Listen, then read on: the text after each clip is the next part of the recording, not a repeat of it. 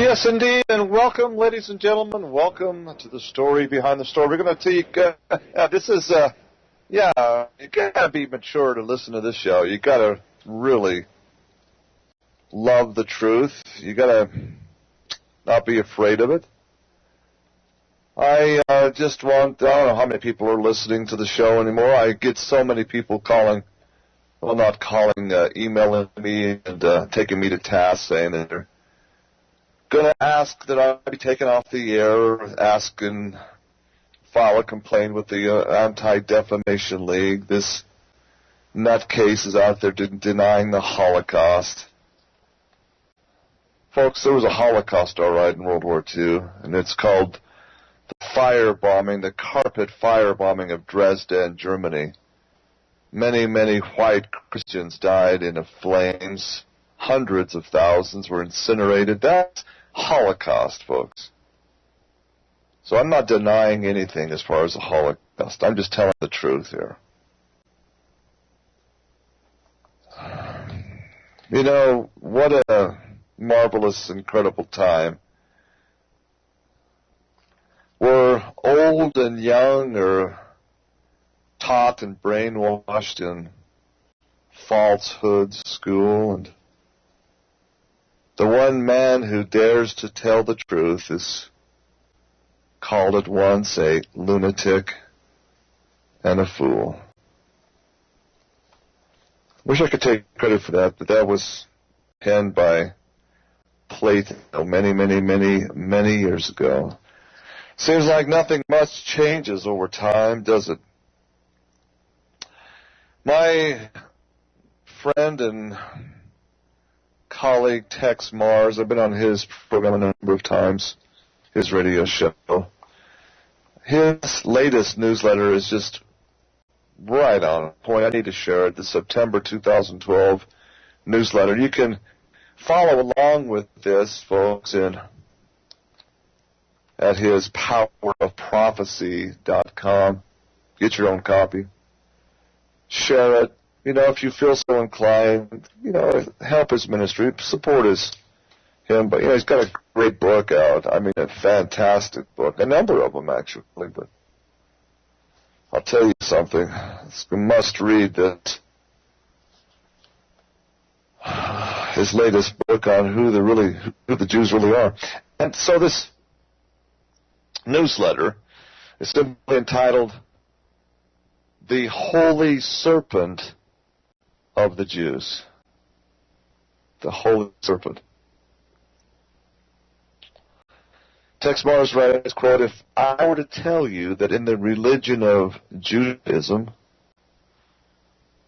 so-called, right, the deity worshipped is the Holy Serpent, would you believe me?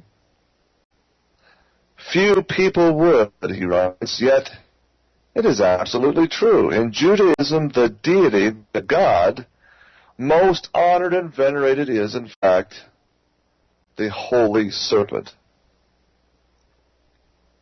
And I quote, "Now, don't let the name Tex Mars get in the way of discovering this awful truth. Some might contend that Tex Mars is, and those of you listening that have written me and accused me of being an anti-Semite and have written letters of concern to the Anti-Defamation League and B'nai B'rith and others, fine.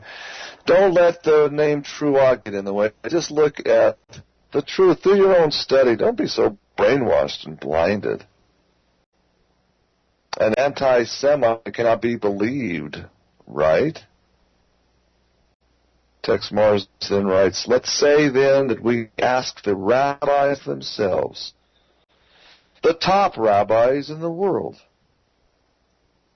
We could even go to the writings of the rabbinical sages, to some of the most famous rabbis or teachers who ever lived, so-called holy men, whose historical writings to this very day are frequently quoted and referred to as authoritative and definitive in the study of Judaic doctrine. Take, for example, the celebrated rabbi known throughout the Jewish religious world as simply the Gaon of Vilna. It was he who taught of the Kabbalah's doctrine that inside Judaism's vaunted tree of life there resides a great and sacred serpent whose masculine name is Leviathan and whose feminine name is Malkut. Folks, we're going to talk about the tree of life today. The Christian biblical tree of life, not the rabbinical serpent tree of life. Tex Mars writes, it is this sacred serpent the Kabbalah teaches, which is again the magic book, the black magic book of the Satanist, the synagogue of Satan. Quote, in the coming messianic age, it shall rise, this sacred serpent shall rise from the abyss to conquer the Gentiles and exalt God's chosen ones, the Jews. Exaltation, you say. Between the Mormons and the Jews, that's who has the corner on exaltation, it would appear.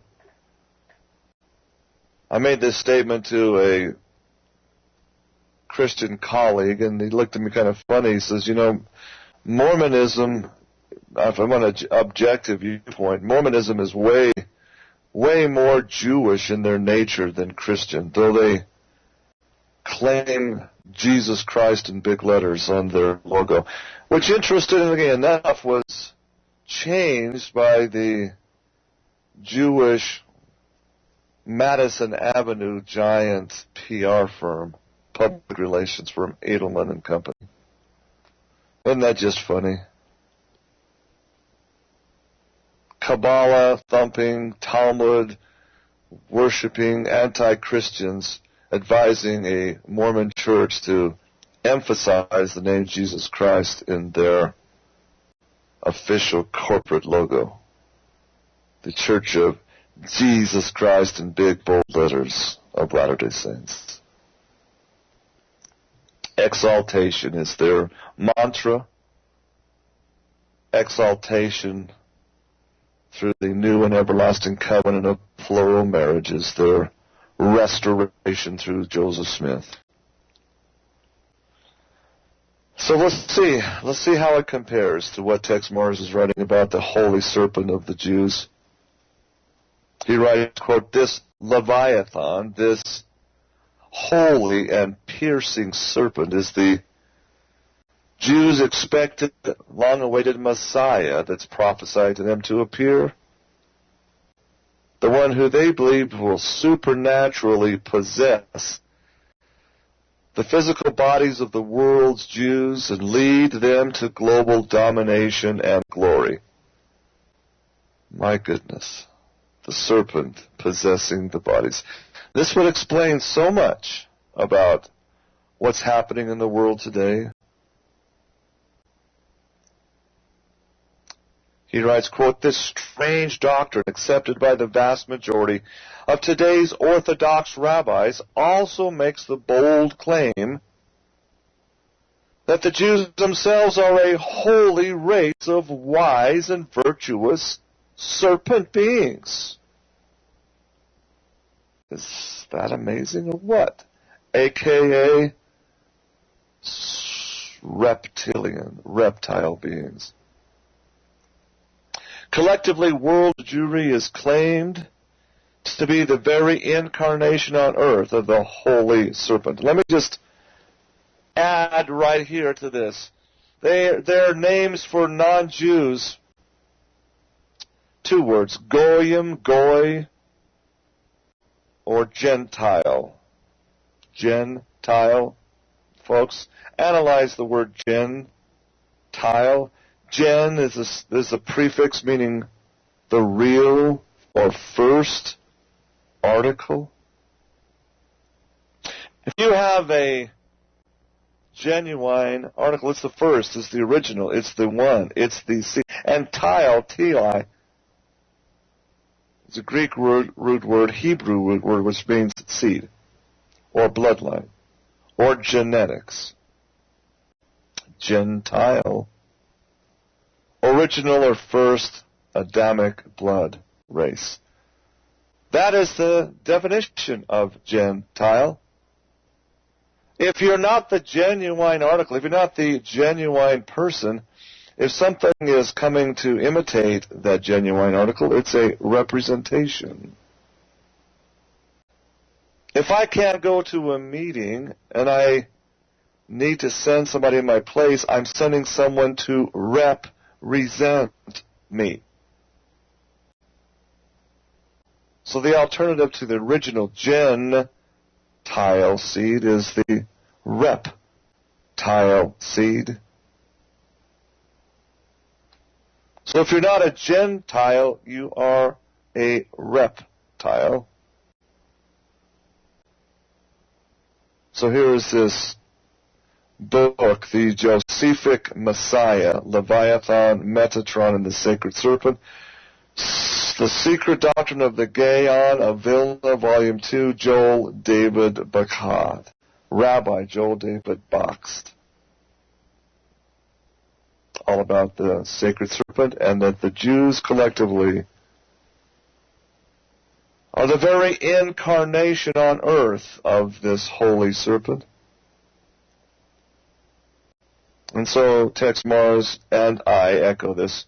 He asked the question, could this be what the true Messiah and Lord of the universe, the Creator of the universe, ladies and gentlemen, Jesus Christ, meant?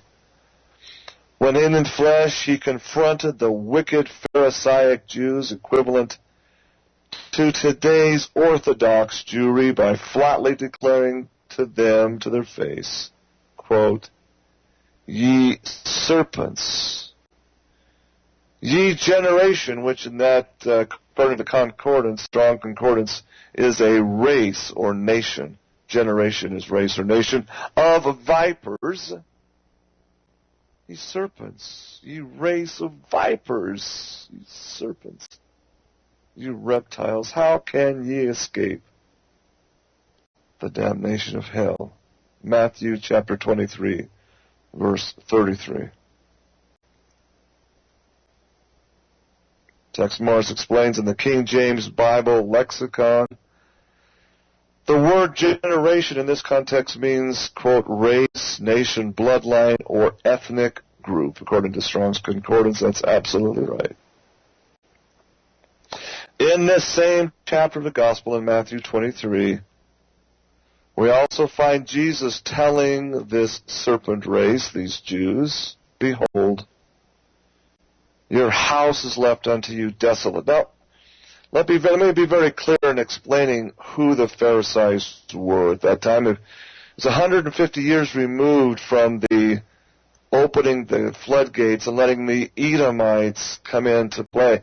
King Herod and his power base were not of the house of Israel, ladies and gentlemen. They were of the serpent clan of Edom, which is Esau. They had interbred. Esau had interbred with the Kenites, the descendants of Cain.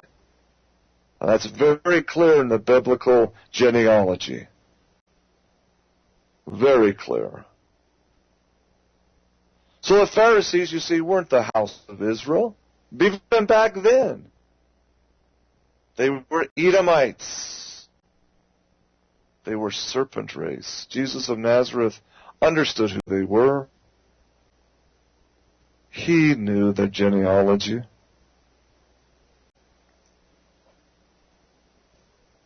So he tells these Edomites in Matthew 23, quote, behold, your house is left unto you desolate. Your existence is desolate. Desolate. Tex Mars, right? That means simply devoid of spiritual value, barren, a wasteland. Today, the physical nation of Israel is exactly what Jesus said it would be. A spiritual desert. Ladies and gentlemen, the nation of Israel as a geographical location is sacred ground. the holy city of Jerusalem, the city of Bethlehem, the place of Christ's nativity, his birth, and more importantly, the hill of the skull, Golgotha, the garden tomb, especially a sacred place. And some people get confused that the geographical location called Israel is nothing to do with the people, which is the nation, the house of Israel. The physical people of Israel is exactly what Jesus said it is, a spiritual desert, a nation. And this is Tex Mars' words, nation of lying, deceiving, terrorist killers.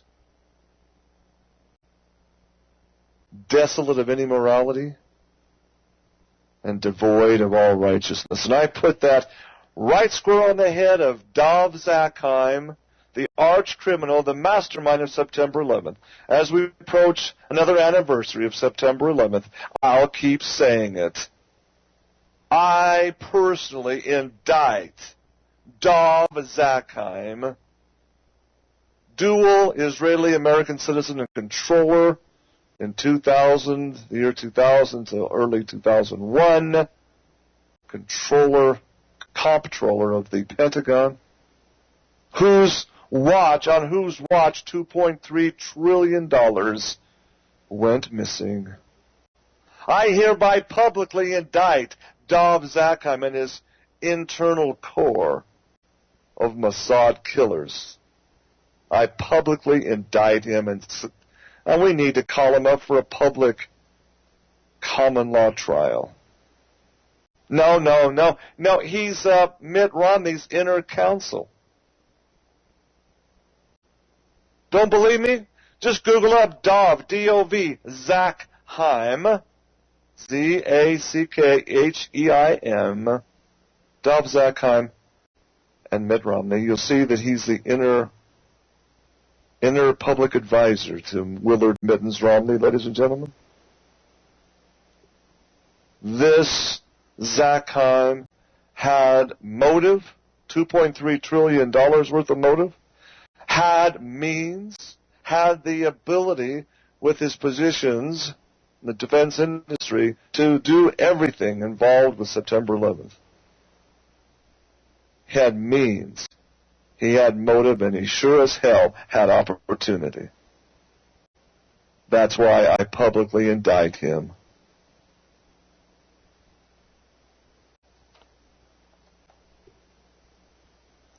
Not just him. The indictment of him is the first place to start, but you'll see as it goes forward, you'll see who really caused that incredible tragedy of September 11th. And who is... The scary thing is, folks, they can plan even greater attacks, terrorism on the highest levels. Yes, desolate of morality, indeed. Devoid of righteousness and human conscience, ladies and gentlemen. Lying serpent with forked tongue. How do you know Willard Mitt Romney is lying? Just watch his mouth. When it's moving.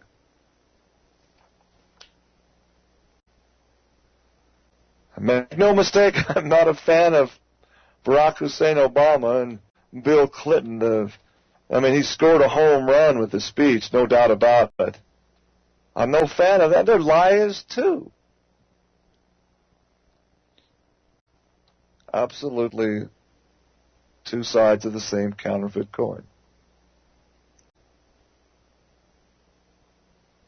Tex Mars continues, quote, all of Rothschild's trillions and all of America's boatloads of foreign aid, diplomatic cover, and military armaments heaped on the artificially created nation of Zion for the past 6 decades cannot change one iota of what Jesus of Nazareth prophesied. Israel, the people, is a desolate place, a wasteland of inhuman cruelty, and savage conduct, and it shall remain so. Because who are they, ladies and gentlemen? They are the serpent race.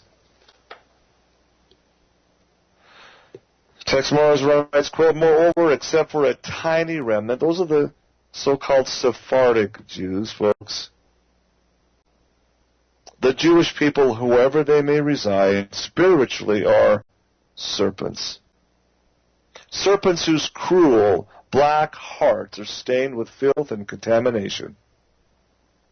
Just so, because the priesthood of rabbis, the keepers of the Judaic faith, are at their very heart and soul worshippers of the holy serpent. Now, the holy or sacred serpent, of course, is identified specifically in the New Testament as he who was cast out of heaven for rebellion. In other words, it is the devil or Satan.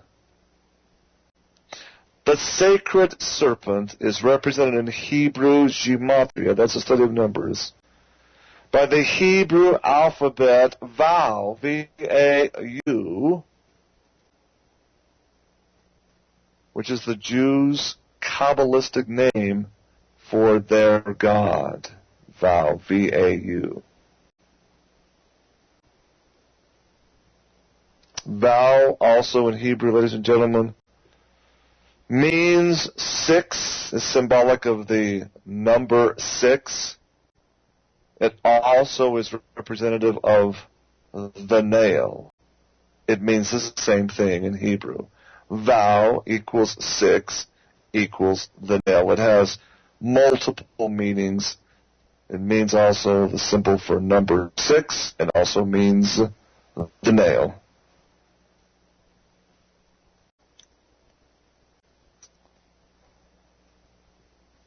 Let me just stop here and tell you something, ladies and gentlemen. Something very, very, very serious.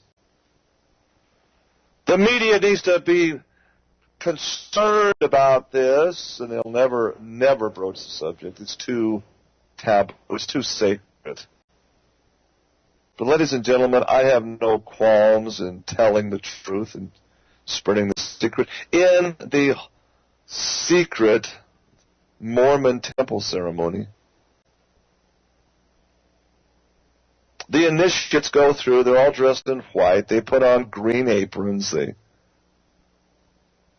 put on sacred robes, they say of the holy priesthood, but nobody leaves the temple before they take upon them a covenant and a sign and token of the nail. The two symbols of the upper Mormon priesthood, the so-called Melchizedek priesthood. In the temple, the Mormon worthy initiates are given the sign of the nail and what's called the patriarchal grip, or sure sign of the nail.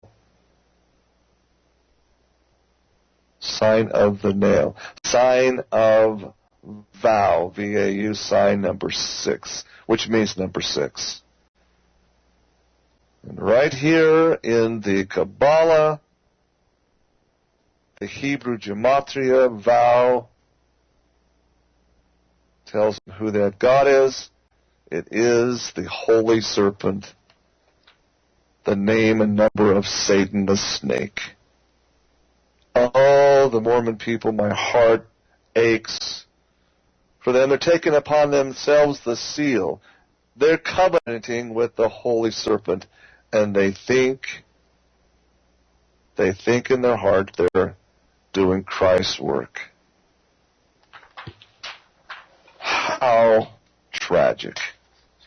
Oh yes, my heart is so heavy for these good Mormon people. I really feel for them. I went through the open house of the Brigham City, Utah temple. They're having this open house before it's dedicated on the 22nd of September. 1,800 people per hour go through that, they're saying. People from all over Utah and neighboring states are coming in like a pilgrimage to see this wonderful new temple. Oh my goodness. Sat there and listened to the indoctrination. They have a little 15, 20-minute video to watch it before you take the tour, where you are told a big lie. A big lie. They're saying that temples were needed anciently, that what goes on in the Mormon temples is a restoration of what went on anciently in Solomon's temple. That is a flat-out lie. Absolute misrepresentation. You see, all at the original tabernacle, the tent of Shiloh, then the tabernacle, then the temple of Solomon. All that went on there, ladies and gentlemen, is an interior sacrifice, a bloodletting. There was a feast of the tabernacles, sure, on the outer court, where they sacrificed and blood. There was a butcher shop on the outside. Blood ran all over the place, according to the ancient historians. And in the inner Holy of Holies, which was separated by a massive goat skin, camel skin, woven veil, 4 to 5 inches thick. Imagine a woven camel, donkey hair, animal hair, veil, 6 inches thick. Think about that. Massive.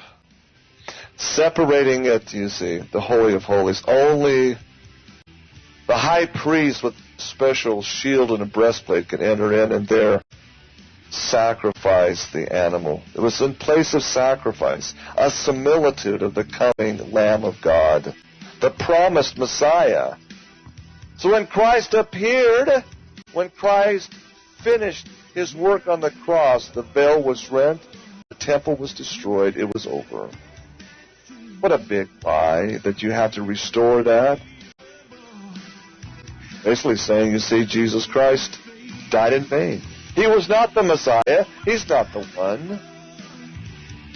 That's the message, ladies and gentlemen. We're coming back. We'll continue analyzing Tex Mars's incredible newsletter. Story Behind the Story continues. Please stay tuned.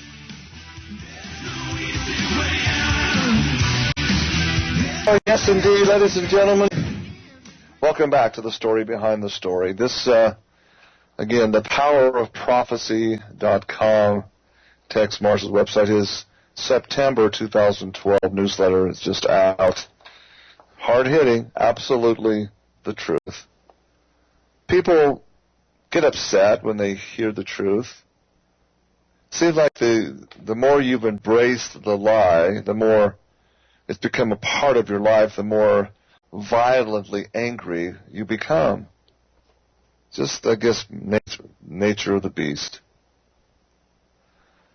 Let's continue with the evidence. The sacred serpent is represented in Hebrew gematria by the Hebrew alphabet letter Vav, which means 6, which also means the nail. I've already explained that. The rabbis teach this is said to be the very heart, quote, the heart of Jewish existence. The doctrine that the sacred name for the sacred serpent, is hidden within the Torah. Now the Torah, ladies and gentlemen, is the 5 books of Moses, the Torah. And appears as a letter Vav, and is an essential foundation of Judaic tradition. The rabbis believe and teach that this letter, Vav, is evidence of their deity. They emphasize that the letter Vav, indicative of the sacred serpent, is found exactly at the middle point of the Torah, at Leviticus chapter 11, verse 42, which is said by them to be the belly, the middle point of the serpent deity. Jerusalem scholar and rabbi Joel David Bakst excitedly writes of this doctrine, which places the Jewish tribe within the very belly of the sacred serpent, as he exclaims, quote, "We have journeyed to the center of the world and landed in the belly of a serpent." Quoted from the book Journal to the Center of the Torah, City of Luz, L-U-Z. Text writes, in the Zohar, the essential book of Jewish Kabbalistic magic, we find another amazing Judaism doctrinal statement, quote, "The holy serpent is the fountainhead, the root and essence for all of God's sacred, revelatory light." The light bearer, ladies and gentlemen. The illuminist, the Illuminati, for they are the same people. So read the above and ponder. Do you not see why Jesus told the Jews their religion is not of Abraham and is instead based on what he called man-made traditions? Mormons, listen up. Your temple is not of Christ. Your teachings are not of Jesus of Nazareth. It's based on man-made traditions and the letter 6. Vow, the nail. For from the New Testament, text Mars writes, we know that the serpent is neither holy nor sacred. Instead, he is described as, quote, that old serpent, called the devil and Satan, which deceiveth the whole world. That's Revelation chapter 12, verse 9. However, in Judaism, as in all satanic religions, and I include Mormonism and the Jehovah's Witnesses and others in that category, as in all satanic religions, truth is turned completely upside down. The rabbis emphasize that the serpent is a godly being, a constant help and guide for Israel and its people. And ladies and gentlemen, the Mormon people tell you the same thing. Rabbi Lightman, in his daily Kabbalah lesson of the Zohar, stresses that, quotes, this snake comes as medication. Medication, ladies and gentlemen. An angel sent to us. We should be grateful to the serpent for its help. The serpent has a very important mission. The serpent is the angel of help and brings us medication. Ladies and gentlemen, the symbol of the medical establishment governed by the Food and Drug Administration, the FDA, the American Medical Association, the AMA, all of this founded by this race, by this tribe. And you take away, the veil and you see that the AMA and the FDA it's all Kabbalah Jews. Their very symbol is the caduceus, the serpent entwined upon the staff. The staff of an erect phallus. Folks, the serpent is the angel of help, they believe, and gives them their medications. Pharmakia, ladies and gentlemen, pharmakia is the actual original Greek in the book of Revelations for the sorceries of the wise men of Zion, the learned elders, the synagogue of Satan. They're sorceries. Sorceries, their pharmakias, their medication that the snake brings them. I don't know how much clearer I can state it, folks. Tex Mars writes, the deep secret of Judaism is the rabbi's teaching that the Jewish people, also known as the house of Israel, is literally within the sacred serpent's belly, and that the serpent is sent to the Jews to be their helpmate and their guide. That is what is meant when Rabbi Moshe Rabbeinu says that the religious Jew embarks first on a spiritual, quote, journey to the center of the Torah, and there finds the secret in the serpent's belly. The word, thou, the nail, the number 6. Here's what Tex writes on this. In Judaism's gematria, the so-called science of numbers, we find the teaching that the one whom Christians know as Satan, i.e. the devil, is for the Jews the divine instrument of, quote, sacred revelatory light. The serpent is the middle brain, which is in the middle of the letters of the Torah. And let me just again, physiologically speaking, ladies and gentlemen, in the center, in the middle of the human brain, the brain stem that comes down is literally called the reptilian brain. The center point of the brain is where the reptilian influence is found in all human beings. When you're in the heart center, when you're in Christ's consciousness, when you're in the light of Christ, you're out of the reptilian brain center. You're in the frontal lobes of the hemisphere of the brain. This is where all of your meditation and spirituality is centered, in the pineal portion, ladies and gentlemen, the pineal gland of the brain. And the more you're into that, the more atrophied and shut off the reptilian part of the brain is. Physiologically speaking, this is science, folks.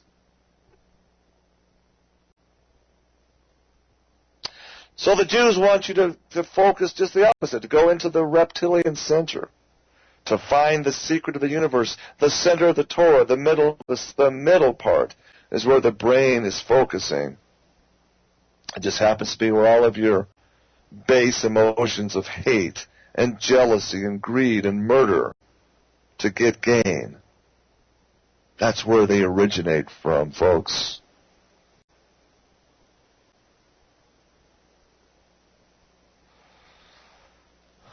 Mars writes, quote, the rabbis further insist that it is their sacred serpent, their deity, who is at the very center of their Torah. He is an essential being of their Godhead, and he provides the serpentine energy that brings a Jew to a spiritually mature state. The religious Jew, says the rabbi, is brought to spiritual maturity, to a, quote, divine consciousness through the help of the snake. He, that is every Jew, lives inside the belly of the serpent. It is his covering, his protector, his guide, his Lord and Messiah. Now let me just, again, another name for this being is Baal, B-A-A-L, in ancient times. Baal, the sun god, the illuminator. Same guy, same being, the serpent god, folks. The serpent god Baal, in Babylonian tradition, the Babylonian temples, was always referenced as a male face in the sun, a sun god, the effigy of Baal. In the LDS Mormon scriptures, in their Bible dictionary, under the word Baal, just simply means that he is identified as the Lord. The Lord, possessor of the soul. The Lord is Baal. Joseph Smith's architectural drawings of the Temple of Nabu, they had carved stones of the sun god Baal erected, and the modern, reconstructed and restored Nabu temple has this all over the base stones. The sun god Baal. For this is the Lord, the possessor of Judaism and Mormonism. When they tell you that this is the house of the Lord, it truly is. For it is the house of Baal, the house of the sun god. The people that come into Mormon temples, they don't understand the symbolism. They just flat see nothing but a beautiful little place to be quiet and reverent and bask in the spirit of the light of Baal, the sun god. It's not Jesus of Nazareth they're worshiping. It is Baal, the sun god, and they're doing it ignorantly. It's so incredible. They go into this temple, they go and take their endowments. Every Mormon temple, the people face due east, because that symbolizes the sun god, for where he rises from the east.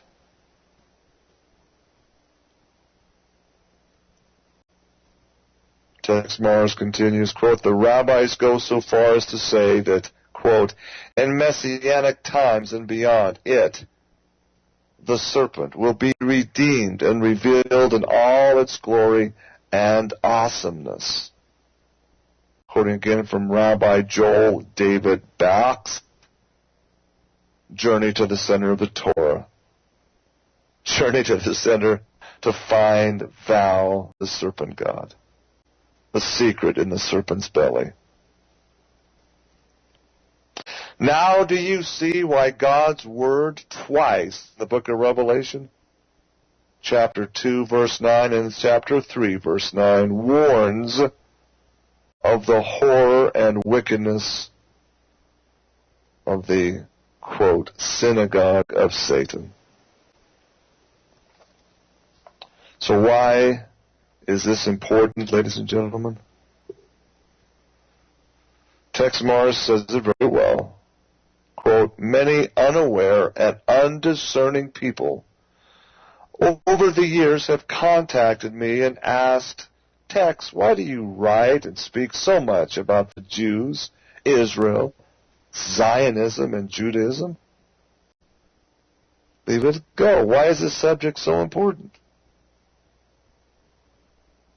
He answers, frankly, it is because my Lord and Savior Jesus Christ bids me to do so.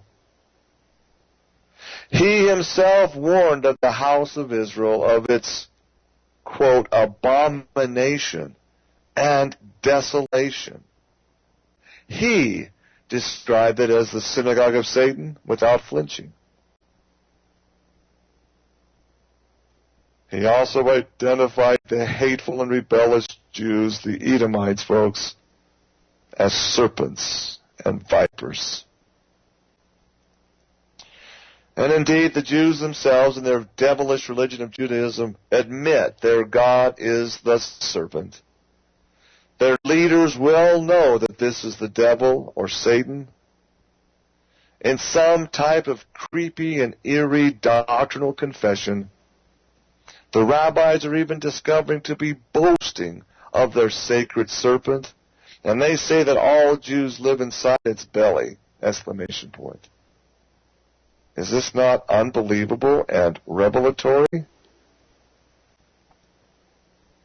Nevertheless, even the Jew can be saved. The Old Testament prophet Isaiah in chapter 59 testified that indeed the nation of Israel is of the serpent. But the prophet also spoke of God's mercy and willingness to save those who repent of this evil. Quote, behold, the Lord's hand is not shortened, that it cannot save, neither is his ear heavy, that it cannot hear. But your iniquities have separated you from your God, and your sins have hid his face from you, that he will not hear. For your hands are defiled with blood, and your fingers with iniquity. Your lips have spoken lies, your tongue has muttered perverseness. For they hatch cockatrice eggs. Cockatrices, ladies and gentlemen, are flying winged serpents. For they hatch cockatrice eggs and weave the spider's web.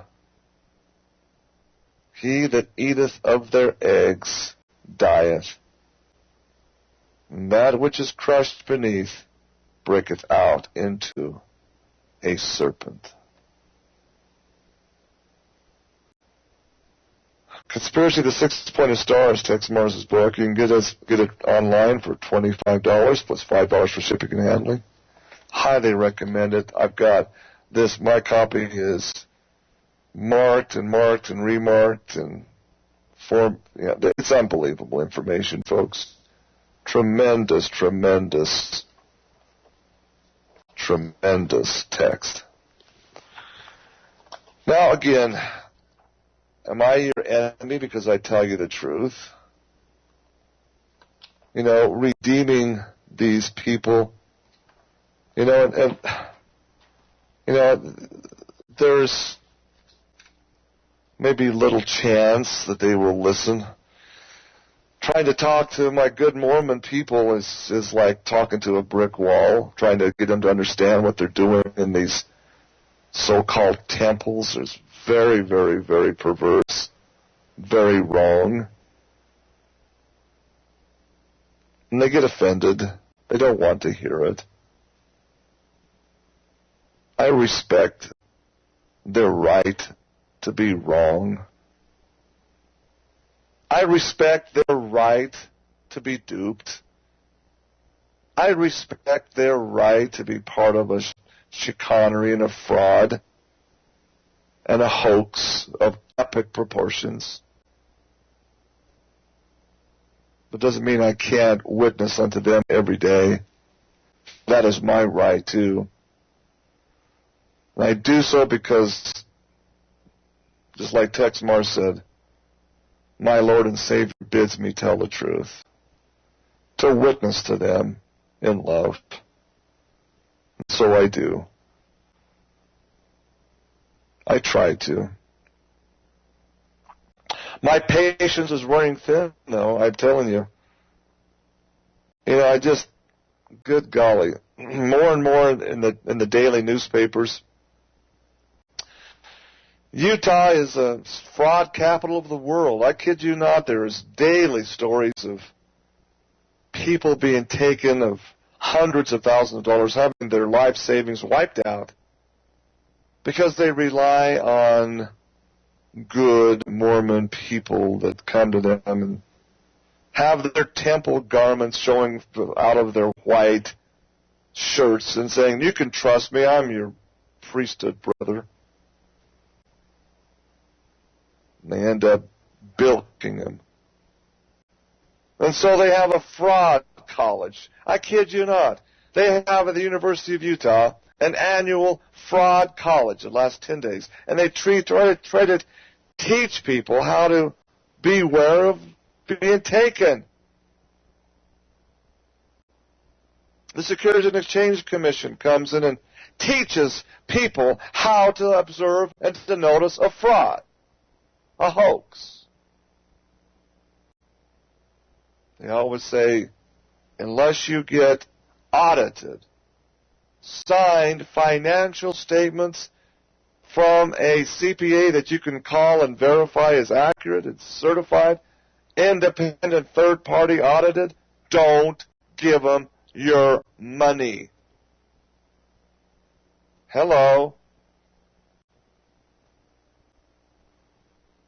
No Mormon ever I should say, should qualify that, no mainstream, died in the world every day, blue-collar Mormon is ever allowed to see financial statements of Mormonism. Mormon's corporate kingdom. They're not allowed to see that. It's a big sacred secret.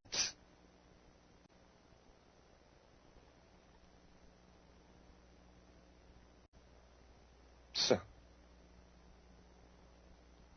people think Mitt Romney's tax returns should be made public, but Mitt Romney's just doing what his church does, keeps these financial records secret.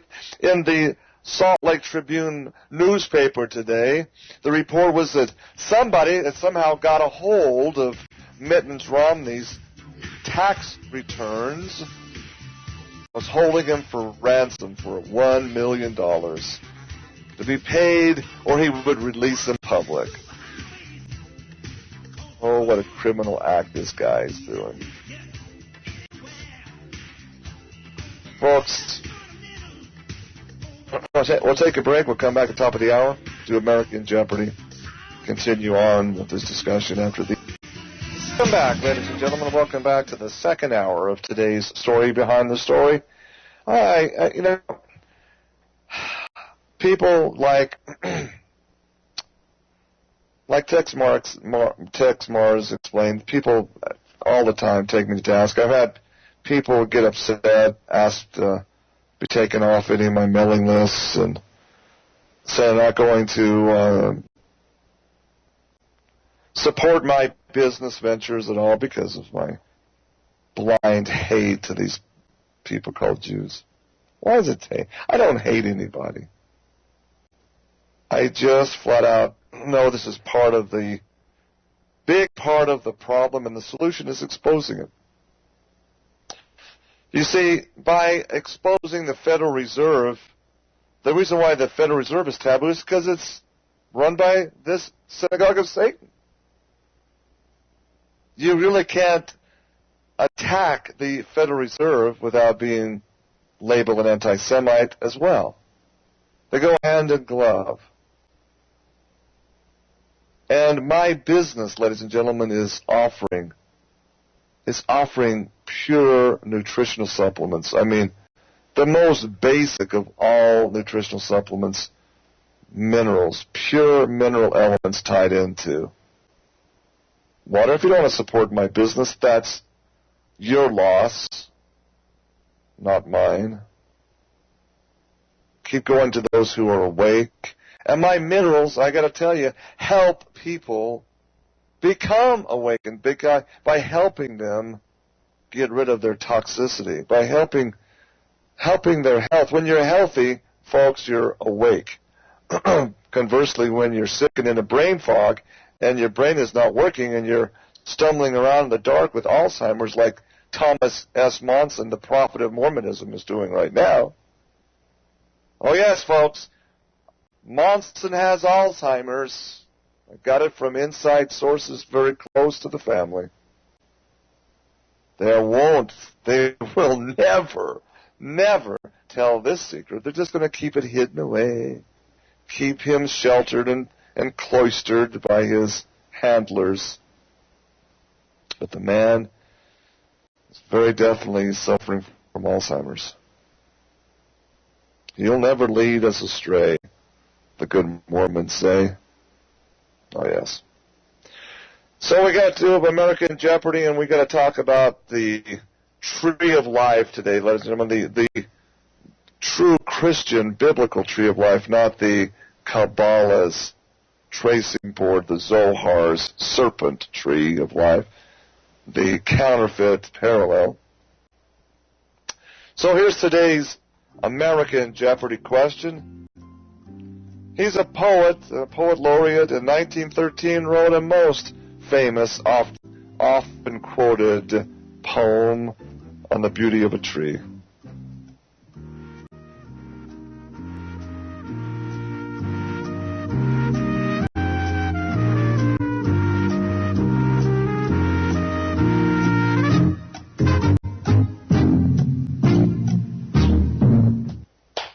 job, Shelby. Good music. Good job. Hey, okay, pens up.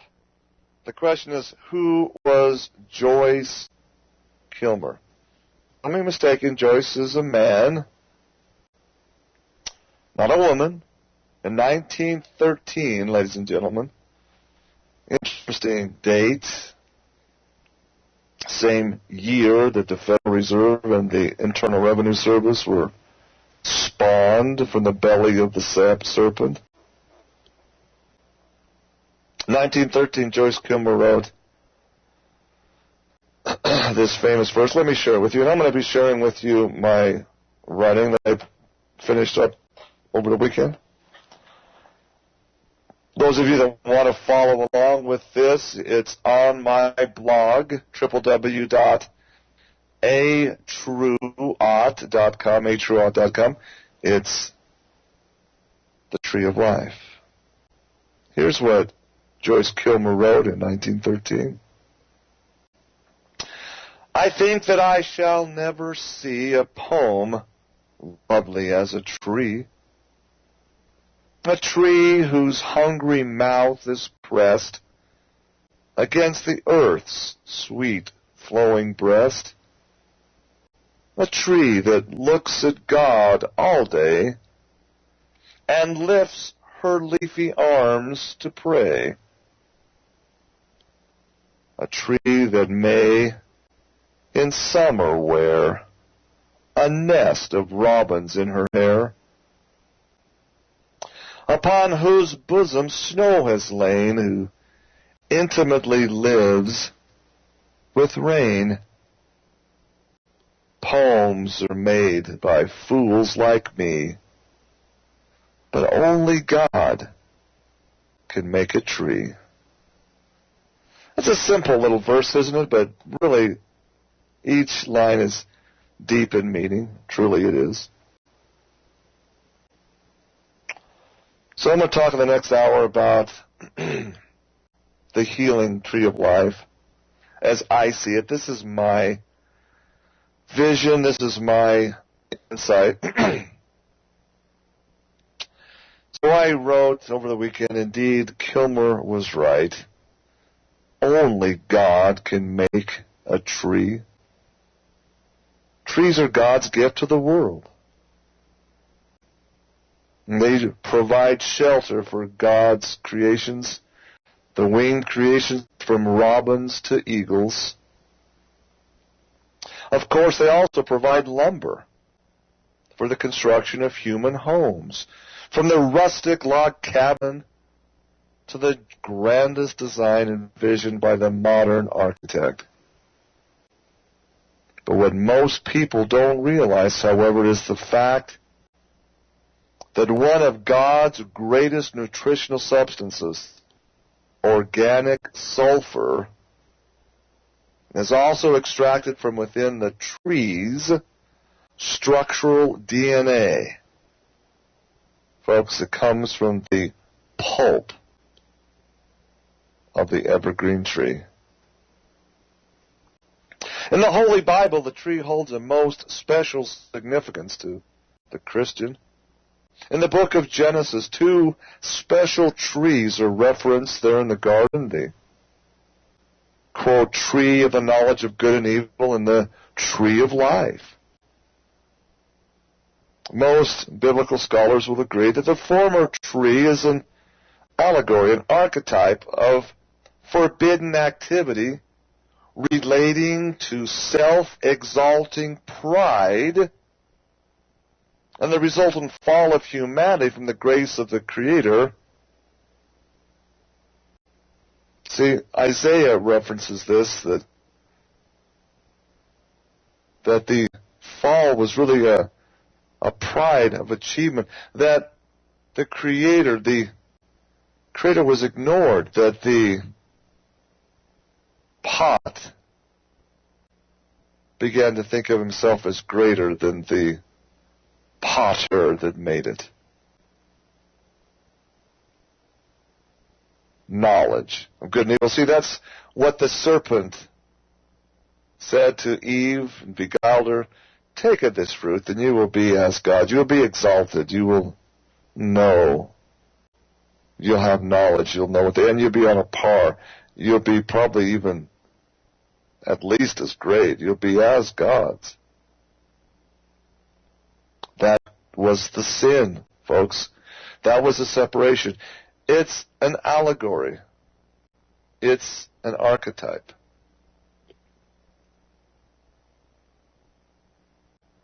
The tree of life, on the other hand, is the archetype of the coming Redeemer of mankind, the proverbial light of the world, the bringer of life. And this is referenced, we'll get onto this, but the chapter 22 in the book of Revelation explains this powerfully. The central theme of the Holy Bible is the story of the creation of the world, the cumulative effects of sin such as pride and greed on this creation, and of course the atoning rescue plan of God, of Jesus of Nazareth, the redemption of human beings from the effects of such prideful sin. I submit that there is a reason that the tree is the central tenet to this message of salvation from beginning to the end, Alpha and Omega, beginning and end. It is not coincidence, folks, that Jesus, the promised Messiah, was born to a life as the son of a carpenter named Joseph. A carpenter, crafter of wood, worker of wood. In that era, in that part of the world, carpenters were not just some simple contract builders, woodworkers like we are today. Quality wood was scarce and extremely valuable in the desert of the Middle East. According to archaeologists and historians, wood and the timber to construct fine furniture and buildings had to be imported quite a few miles from ancient forests in Lebanon, and as such, the carpenter of ancient Judea would start with the raw logs. In many cases, they would travel many hundreds of miles to cut the trees themselves. They had license from the Caesars of Rome to go and to take a certain amount of trees. They were very, very valuable. So they would go and start with the raw logs. They'd cut and fashion the wood into the final finished products. It's a very, very physically tasking profession, folks. And by all the historians' accounts, carpenters in ancient Judea were well-built men with ripped muscles and very manly chests. Talk about sculpted bodies. They had very powerful men. It was easy to say they were the most manly of occupations at that time. So it is clear that Jesus Christ spent his entire boyhood working with lumber from trees as he assisted his father Joseph in his occupation. I wrote, is it just a mere coincidence that his amazing atoning sacrifice would be finalized on a tree? Which is a word that's in the concordance synonymous with a cross made from wooden beams hewn from his beloved cedar trees of Lebanon. I declare it is also not coincidence that the same wood used in the tree of the crucifixion also holds the key substance that can heal the nations of the world from not only the effects of sin, but also from the curse, the modern-day plagues of chronic disease, pain, and illness. Okay, I read to you in the first part the newsletter from Tex Mars, and it explains that the rabbis teach that the serpent from their Kabbalistic tree of life brings to them their medications. Do you think Jesus Christ would not also bring his disciples, his Christians, a healing balm of Gilead tied to this very tree of life? I submit he absolutely has. But the Christians don't understand this either, it would appear. I know that I didn't until I had a born-again experience and was led very powerfully by dreams and night visions to learn this incredible truth of minerals, and now this, the culmination, the bridging, the organic sulfur story.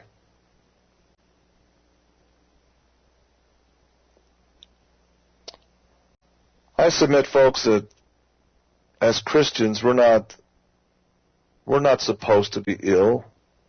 We're not supposed to be suffering from chronic illness of arthritis, rheumatoid or otherwise. We're not designed by Creator God Christ to be slaves to the pharmaceutical serpent of the Kabbalah.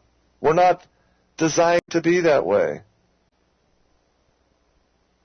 So many Christians are slaves to the sorceries of big pharmakia. So sad.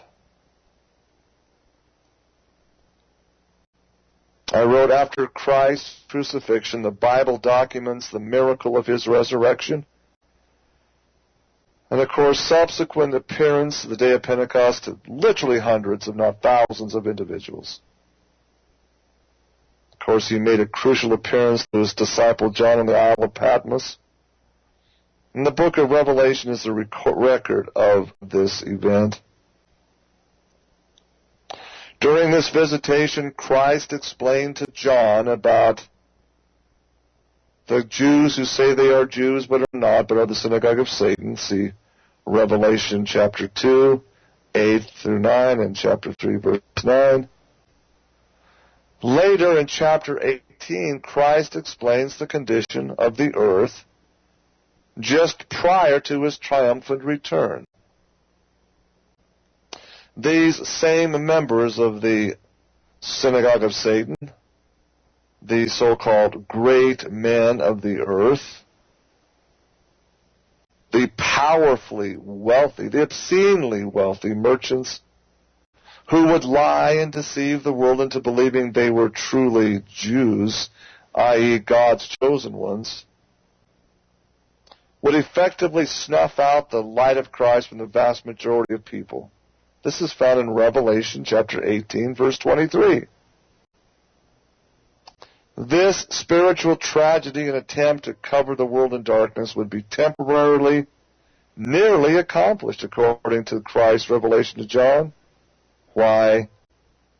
Because of their, quote, sorceries, which would deceive all nations of the earth, not just some, all nations of the earth. Folks, the English word sorceries is actually the Greek word in that text, pharmakia, which is word number 5331 in Strong's Concordance. Pharmakia, folks, is the root word of pharmaceuticals or modern-day prescription-controlled drugs. That's the bad news. And few true Christians would argue that the countless stream of prescription drugs have indeed dulled the minds and spirits of hundreds of millions of people, just as outlined in the pages of the book of Revelation.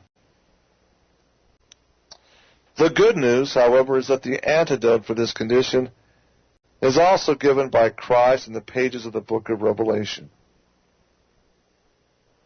In the final chapter 22 of the book of Revelation, we learn that Christ provided John with knowledge that a crystalline, pure river, or water of life, straight from the throne of the Creator himself, is available for those with eyes to see and ears to hear. In Revelation 22, verses 1 through 3, we learn the specific clues concerning this incredible antidote to the synagogue of Satan's pharmaceutical drugs. And therein is the key to understanding the actual meaning of the tree of life. Here are these clues. Clue number 1. The water of life would have a definite crystalline structure. That's how it was identified. The adjective is clear as crystal, a crystalline structure. And this would be the primary building block of the fruit coming from the tree of life. In other words, the crystallized form of water would form the middle, the street, which is the center, and both sides of the tree of life's construction. Clue number 2. We're told there that the tree of life crystals would in turn bear 12 singular healing fruits, each during a monthly or moon cycle. Clue number 3. It's very specific, this clue. The leaves, in essence, what the tree forms as it grows and matures, is clearly blessed and ordained by the Creator, specifically for the healing of the nations, plural. The healing of the nations. Clue number 4. Told here that the tree of life, this fruit, would eventually remove the original curse or the separation of man from the presence of God. And I submit only a person totally healthy in mind, body, and spirit can be completely free of this curse. Think about it, folks.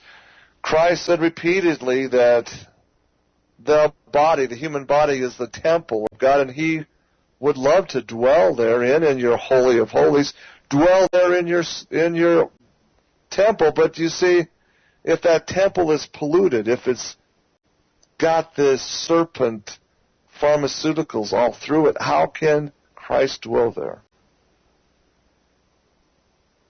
Can't do it.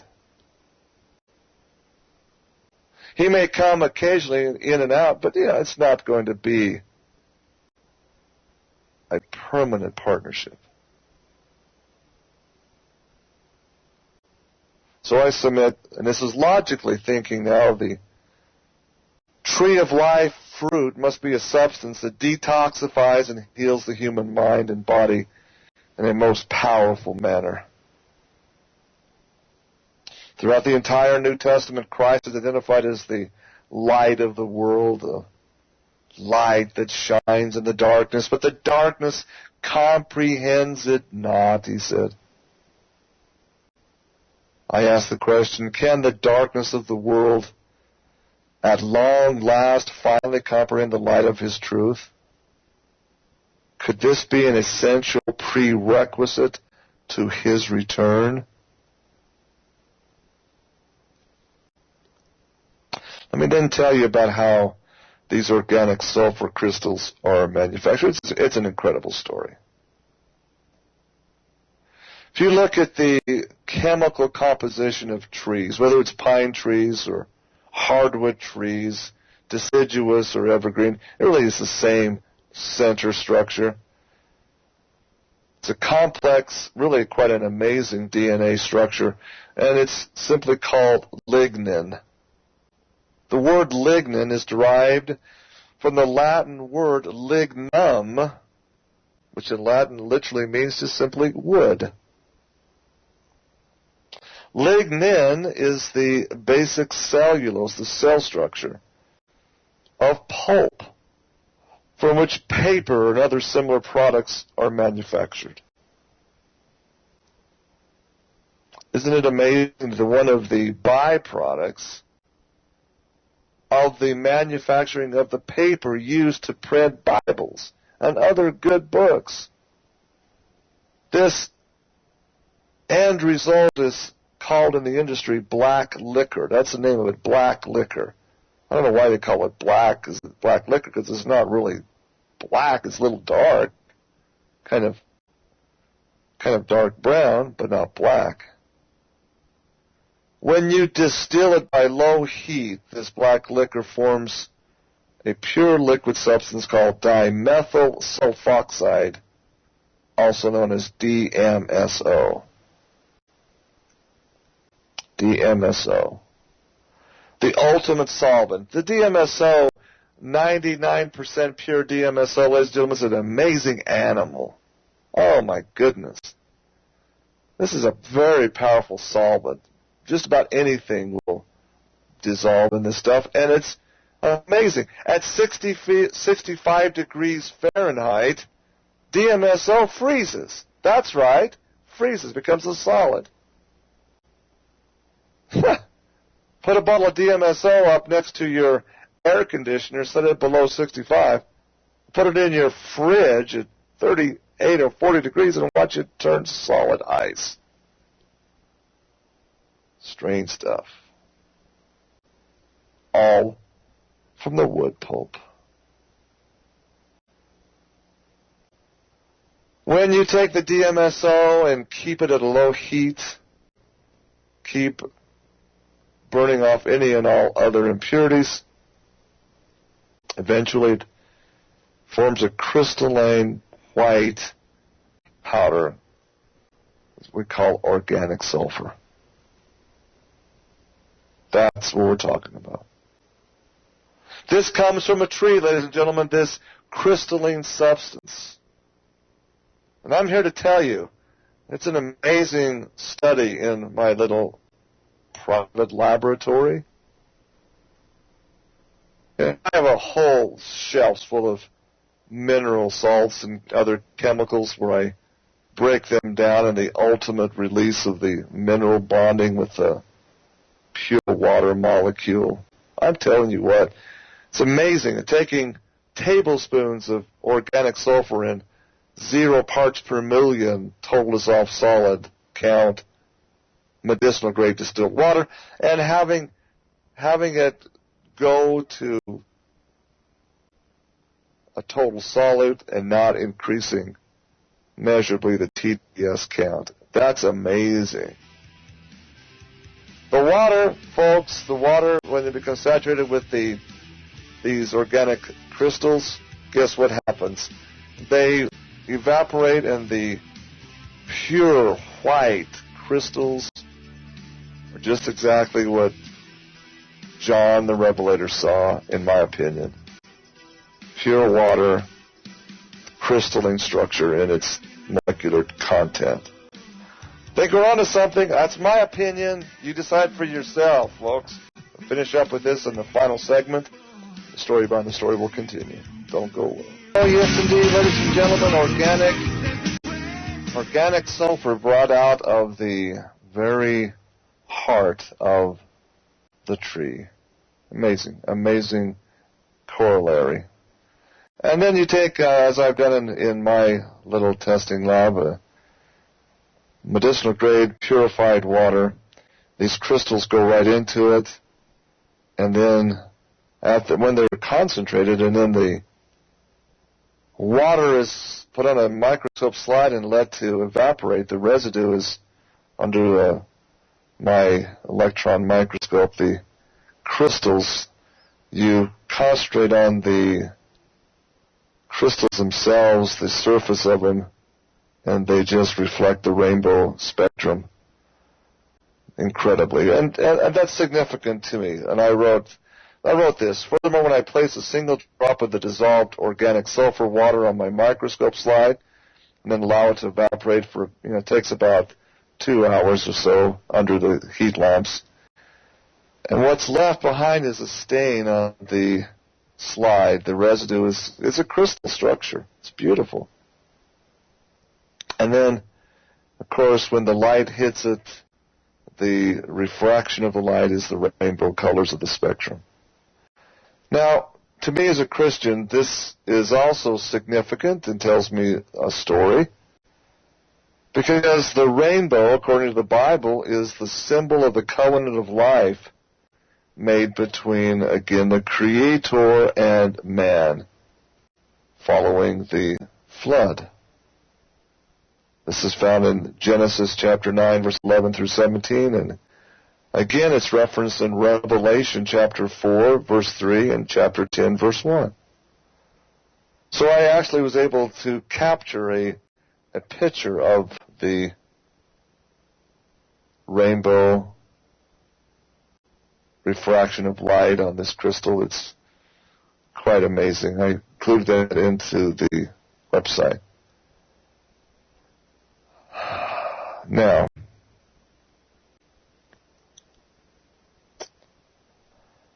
to me, this crystal structure fills the requirements of clue number 1, the tree of life.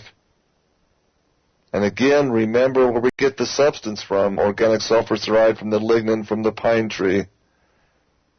The rainbow of colors, to me at least, a strong clue as to potential of his divine healing nature. Dated September 15th, 2010, nearly 2 years ago now, Massachusetts Institute of Technology researcher Stephanie Seneff authored a paper which she entitled, "Could Sulfur Deficiency Be a Contributing Factor in Obesity, Heart Disease, Alzheimer's, and Chronic Fatigue Syndrome?"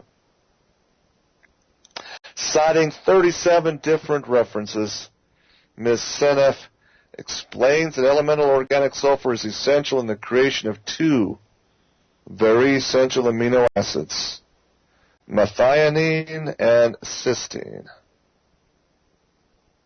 Folks, I can spend a full week doing nothing on the show but telling you about the miracles of methionine and cysteine. It's an amazing, amazing building block healing element. Now I can't emphasize enough how critically important this information is, because you see, these 2 amino acids, methionine and cysteine, are simply precursor links to the production and synthesis of 10 all-important hormones and chemicals produced in the cellular level, such as adenosine triphosphate, also known as ATP. These hormones and biochemicals, folks, they regulate the body in homeostasis, overall health and well-being.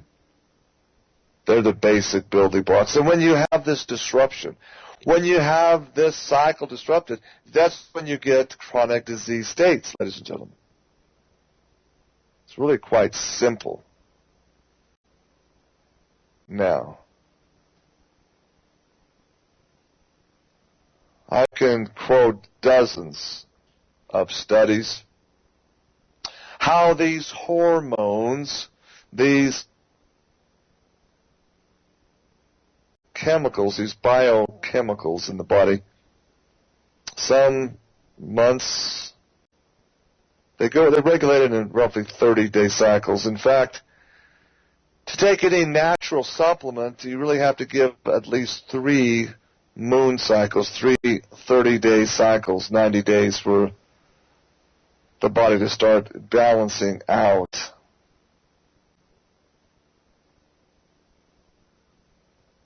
The body is based on water, folks. We're water creatures, we're water beings. And as the water with our brain structures, our cellular structures, the water, believe it or not, are tied symbiotically to the moon cycles, just as all nature is. You know, I like to go fishing, and I have on my cell phone a wonderful little app the Solinar tables. And anybody that really knows that it's a hunter or a fisherman, an outdoorsman, you know, truly, these Solinar tables are accurate. Fish bite better at certain times of the month based on the moon cycles. And wild animals in the forests are more active as well. It's a cycle. And our bodies are the most active during this time too, producing these hormonal substances. They're tied to these Solinar tables. What is the clue? Number 2. Revelation 22 verses 1 through 3. That the fruits from the tree of life would be produced on a monthly production. Boy, if that isn't a huge, huge clue. Sulfur, you see, this substance from the tree is essential for the body to produce methionine and cysteine amino acids. These aminos, in turn, are essential building blocks for 10 other critical chemical compounds. Add them up. You got 10 plus 2 equals 12. These substances are produced in the human endocrine glands, the pancreas, and the liver, including high-density lipids, HDL, cholesterol, and insulin. Folks, if you don't have cysteine and methionine, the cholesterol that your liver puts out has no density of lipids. It's going to be low density of lipids, LDL. Very harmful cholesterol. High density lipids is very healthy cholesterol. You want that cholesterol produced. That the liver has a hard time in the absence of these amino acids, methionine and cysteine, you see. And now MIT research has proven that you really can't have a lot of methionine and cysteine without organic sulfur. Wow. I wrote, what is truly amazing to me is the research showing these chemicals and hormones which are synthesized via this organic sulfur ion, these molecules, are produced in the human body during a specific time frame each and every month.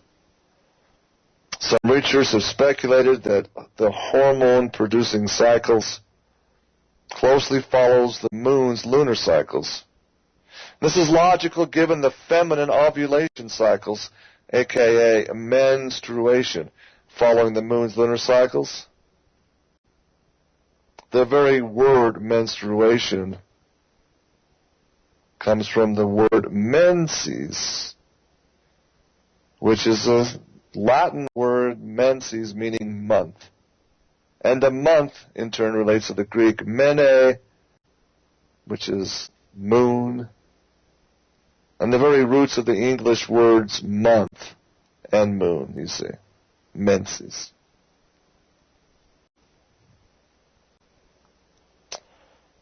Now, Ms. Seneff's paper also brings out, and she does it very tactfully, very not in your face, very innocently, she brings out some other salient facts exposing the fact that sulfur is conspicuously absent from the FDA supplemental minimum daily requirements list, even though sulfur is the 8th most common element composing the human body by weight.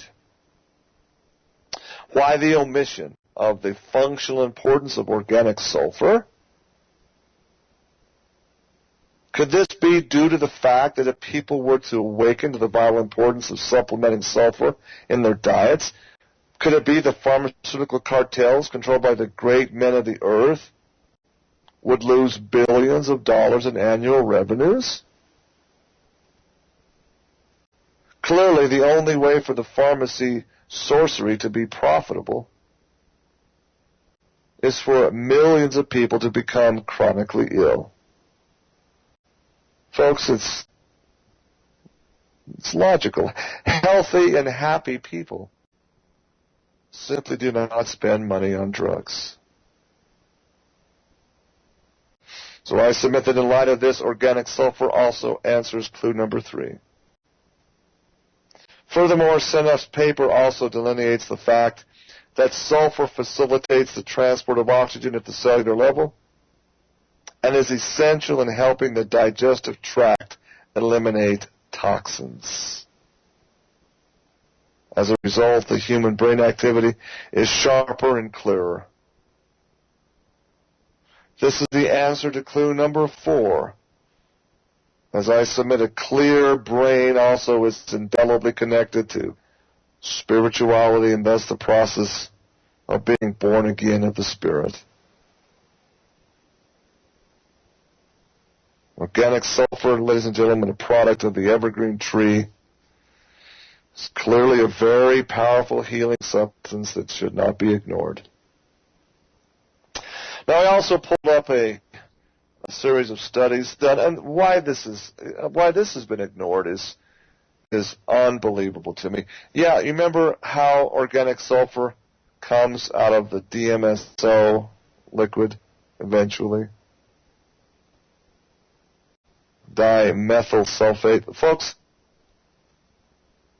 study done with cancer patients concerning DMSO. Guess what? DMSO, when applied topically on a cancer tumor site, DMSO goes deep and quickly into the cellular structure. And they found that it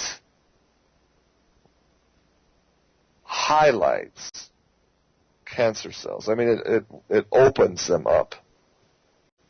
They found that if you were to mix, because it's a very powerful solvent, you can put your chemotherapy drugs in the DMSO. They found that when you put this on the cancer tumor, it killed the cancer cells and left the healthy cells alone. DMSO was the agent that made that happen. All you hear from the FDA is DMSO is toxic, stay away from it. This has not been approved as a cancer therapy. It's being used in Mexico, Mexican clinics that are outside the scope and the long arm of the Gestapo, AMA, and FDA, but not here in America. In other words, ladies and gentlemen, imagine a breast tumor. Applying DMSO with specific type of chemo drug topically on the cancer tumor site, and having that tumor dissolve away without mastectomy. And I mean, come on, are you kidding me? This is not being utilized. Does it sound too good to be true? Well, no, not when you consider the rainbow structure. This is an all-natural organic, so for heaven's sakes, it's plentiful. There's literally tons of it. It's a byproduct of the paper manufacturing. All those big, massive rolls of newsprint, of fine stationery paper. The byproduct is DMSO.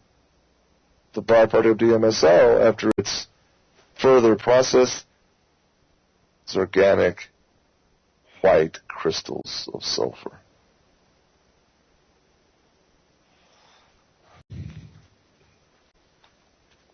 When I was on my LDS church mission in upstate New York, I was assigned to a little town. It was where we basically was our headquarters. It's our so-called area. It's a place called Clifton Springs. Sulphur Springs, ladies and gentlemen. And there at the premises at this time in the late 70s, there was an old abandoned sanitarium, they called it back then, a place of healing. Wasn't a sanatorium where people would come for losing their minds, a crazy place. Sanitarium was a place of healing, of sanitation. These sulfur springs, these hot springs, were used for people with suffering from polio and from crippling arthritis. And the little museum that they had there showed amazing, amazing healing stories. Sometime after World War II, it all shut down, abandoned. Sulfur in that, inorganic sulfur that comes from the earth as an earth mineral, kind of a yellowish substance when it's refined, and it's water soluble, especially when it's made as a salt, the sulfur. But you know what, folks? It stinks. Inorganic sulfur smells like rotten eggs. Pretty nasty, in fact. But it heals people. It does.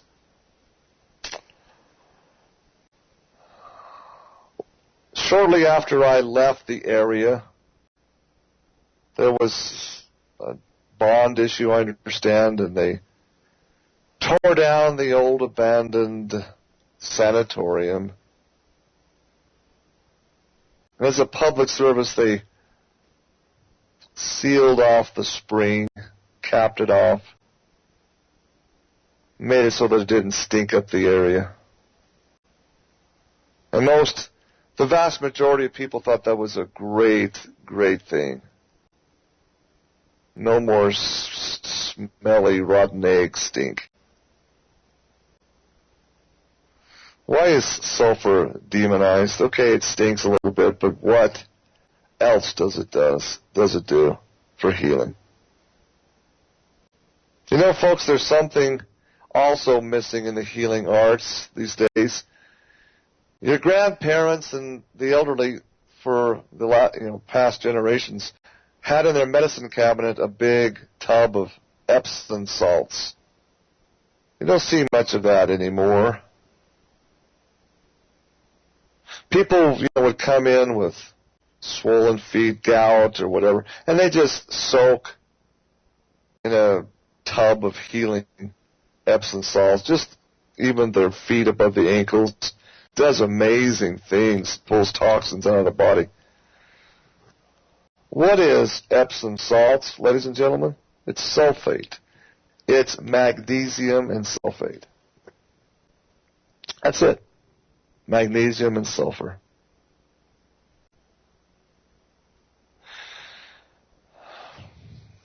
Grandma used to, if she had some constipation, she'd simply dissolve a teaspoon of Epsom salts in a glass of water and down it, and that's, talk about a natural laxative. You take Epsom salts and activate it with the acid of a lemon juice, you better not be too far away from a bathroom. It's going to clean your colon in rapid time, and do it naturally. No, we've lost this. We've got chemical pharmaceuticals over the counter called milk of magnesia. We have X-Lax, all chocolatey. We have chemicals now. Can't go back to just magnesium and sulfur, Epsom salts. It's not posh and not known. It's not known. The other incredible thing about magnesium combined with sulfate, in small dosages, folks, magnesium is the most incredibly important mineral for your heart and heart health that there is. Magnesium and sulfur and combined, Epsom salts, why not? Now this is inorganic sulfur now. This is pure elemental sulfur that's from the earth, as is the mineral magnesium. You cannot manufacture and patent something that God made as part of this earth structure.